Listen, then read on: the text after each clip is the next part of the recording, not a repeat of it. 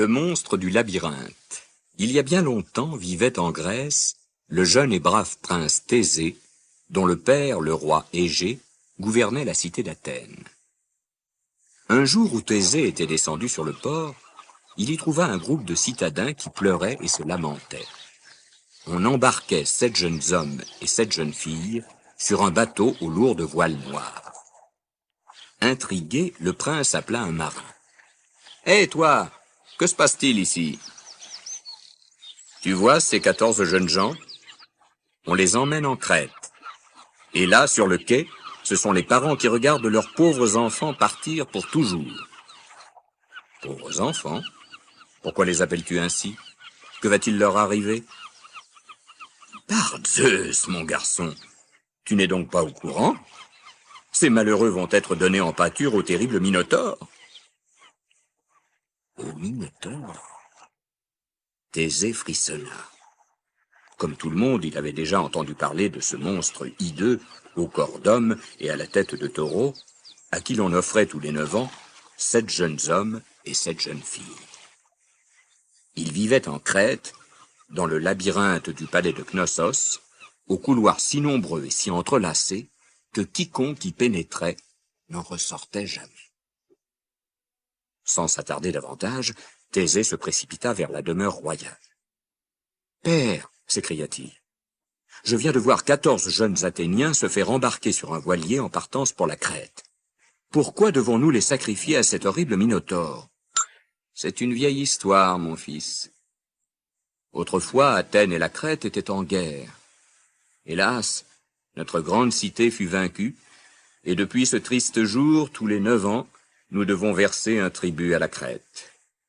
Ce tribut, ce sont des hommes. Oui, mon fils, si nous n'envoyons pas ces 7 jeunes hommes et ces 7 jeunes filles pour nourrir le Minotaure, Minos, le roi de la Crète, nous déclarera à nouveau la guerre. Et ce ne sont pas quelques-uns des nôtres, mais des milliers qui y perdront la vie. Et si on tuait ce monstre? Sache que nul n'est jamais ressorti vivant de ce labyrinthe. Ceux qui y pénètrent s'égarent dans le dédale de ces couloirs ou rencontrent le monstre. Alors Thésée s'en retourna au port. Le bateau n'était pas encore parti. « Peuple d'Athènes, cria-t-il, sèche tes larmes. Je pars tuer le Minotaure. » Et Thésée monta à bord du voilier qui fit route vers la Crète. Après plusieurs jours de mer, ils atteignirent l'île.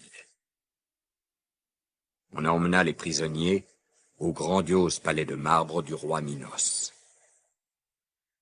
L'intérieur du palais était décoré de somptueuses tentures d'or et de meubles précieux. Des fresques ornaient les murs. On y voyait des taureaux s'affronter et des dauphins danser entre les vagues argentées. Dans la grande salle se dressait un magnifique trône d'or massif sur lequel Minos était assis. Il avait une longue barbe blanche et portait des vêtements et des bijoux splendides. Comme les gardes lui présentaient les captifs, il s'exclama. « Par tous les dieux, j'en attendais seulement 14. Pourquoi le roi Égée m'en envoie-t-il donc 15 ?»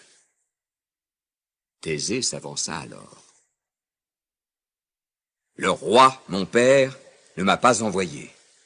Je suis le prince Thésée, et je suis venu de mon plein gré pour tuer le Minotaure et libérer mon peuple de cette terrible dette. » « Quelle belle parole !» dit Minos, sans cacher un sourire diabolique. « Mais, puisque tu es si impatient de rencontrer notre monstre, demain, tu seras le premier à descendre dans le labyrinthe. » Cependant, dans un coin de la salle, se tenait Ariane, la fille de Minos. Quand elle vit Thésée, elle l'aima aussitôt et se dit « Mon père est cruel. Je dois aider ce valeureux jeune homme. »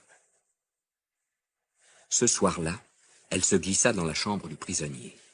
« Prince Thésée, murmura-t-elle, si tu veux bien m'écouter, je peux t'aider à tuer le Minotaure et à retrouver la sortie du labyrinthe. Accepte, je t'en prie, sinon tu n'en réchapperas pas. Princesse, répondit Thésée, j'accepte volontiers ton offre. Je t'écoute. Prends cette épée et cette pelote de fil de soie. Cache-les sous ta tunique. Lorsque tu auras pénétré dans le labyrinthe, attache l'extrémité du fil à la porte et déroule-le au fur et à mesure que tu avances. Ainsi, une fois que tu auras vaincu le Minotaure, tu pourras facilement sortir. Pour le tuer, tu te serviras de l'épée. En échange, tu devras m'emmener avec toi à Athènes, car si je restais après cette trahison, mon père me tuerait. Sois sans crainte, princesse, je ne repartirai pas sans toi. Le lendemain à l'aube, les gardes du roi emmenèrent Thésée au labyrinthe. Quand la porte se referma sur lui, il se trouva plongé dans une profonde obscurité. Alors, sortant la pelote de soie, le prince en attacha l'extrémité à la porte, comme Ariane le lui avait recommandé.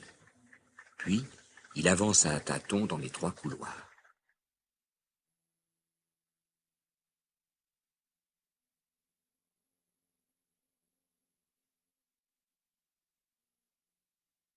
Un peu plus loin, une lueur éclairait le corridor. Horreur! Des crânes et des os gisaient sur le sol. Thésée n'était pas encore remis de son émotion qu'un terrible rugissement résonna. Ce grondement s'amplifia tandis que des pas sourds se faisaient entendre. Le monstre approchait. Soudain, le Minotaure jaillit de l'ombre et se jeta sur le prince, qui, vif comme l'éclair, réussit à l'esquiver d'un seul bond. Mais le monstre se rua à nouveau sur lui. Alors, Thésée brandit son épée et l'enfonça dans sa poitrine. Le Minotaure se tint immobile un instant, puis vacilla avant de s'effondrer. Sans perdre une seconde, Thésée se jeta sur lui, l'empoigna par les cornes et le maintint au sol. Au moment où le monstre rassemblait ses forces, Thésée souleva rapidement son épée et la plongea par 3 fois dans le cœur de son ennemi. Le Minotaure rugit une dernière fois,